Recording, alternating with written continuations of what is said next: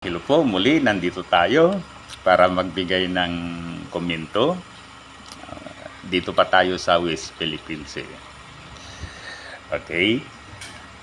Ang isa talaga sa problema ng Philippine government with regards dito sa West Philippines ay kung paano mabigyan ng supplies yung mga Philippine Marines na naka-poste dyan sa Sierra Madre. Parang yun ang kanilang headquarter dyan, ano? Para maging natin, parang marker o indication na yan ay pag-aari natin based sa UNCLOS. Ngayon, ang usual mode o usual na paraan kung paano sila mabigyan ay sa pamagitan ng boat. Okay? Ang government ay nagre-renta o nag-hire ng mga boat para maibiyahe doon sa Sierra Madre.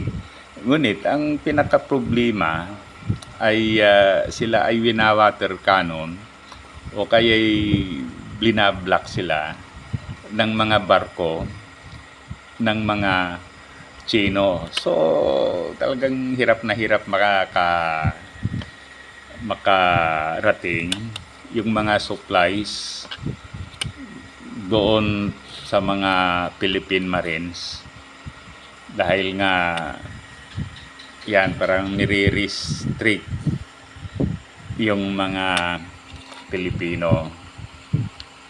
Okay, kaya dahil dyan may collision, may banggaan, okay, may nasisirang mga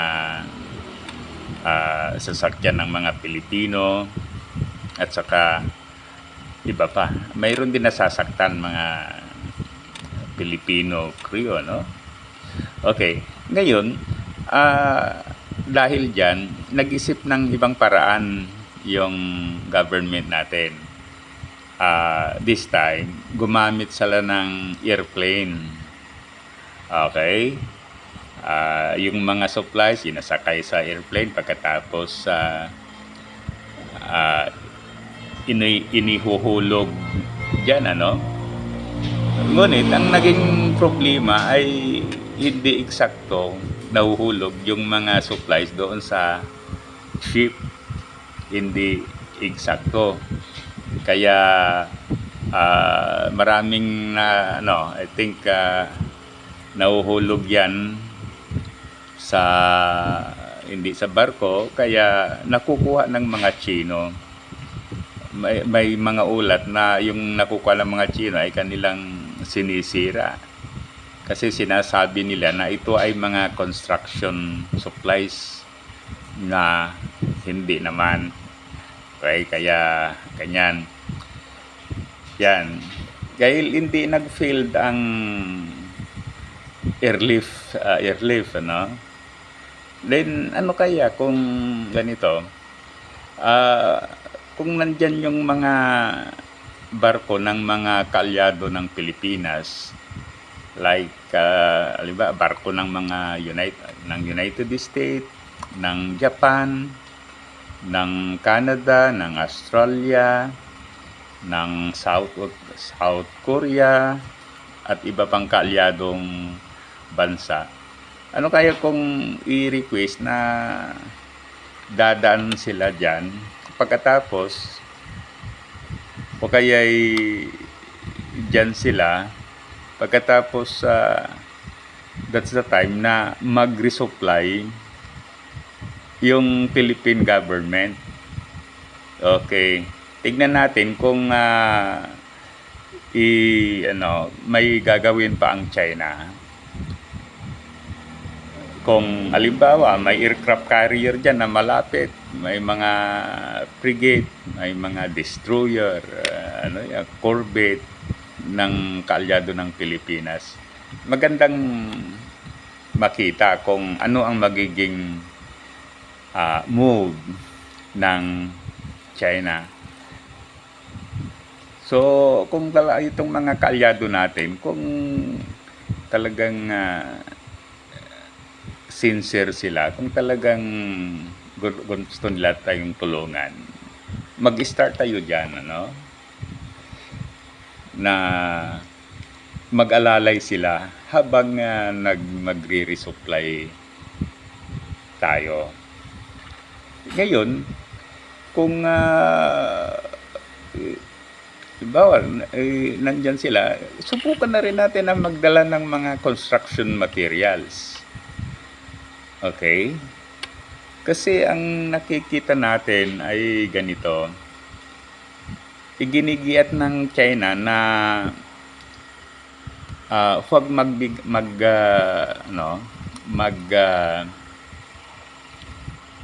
mag-transport ng construction material dyan dahil daw doon sa secret agreement na later on nasabi yan ng China na secret agreement nila with President Duterte na foods lang at tubig ang kanilang ibibigay at saka yung mga necessities, except construction materials. Kasi ang logic ay, halimbawa, hindi i-repair yung barko na yan, hindi na magtatagal, masisira na rin. So, alam naman natin na ang itsura ay, halimbawa, may malakas na bagyo, baka na yan, masisira na. Okay? So, yan. Okay. I-assume nga natin na may secret agreement si Duterte at ang China noon. Ngunit at this time sinabi nga ng ating president na rescinded na yung agreement na yan. Wala na yan, kina-quash na yung agreement. So therefore wala na. Ngunit ang problema, ini-insist ng China na mayroon silang kasunduan. So that's the only thing that they can say para ma-justify yung kanilang pagbabawal na magkaroon ng o magpadala ng construction material sa ship na yan. Okay? Ngayon, magandang eksena ito. Papuntahin yung mga barko ng Amerika, Australia, Japan, Taiwan, South Korea, Canada at iba pa. Pagkatapos, yan, mag-resupply ang Philippine Navy at hindi lang magbigay ng mga pagkain, kundi magdala na rin ng mga construction materials para matatagal yung buhay noong Sierra Madre.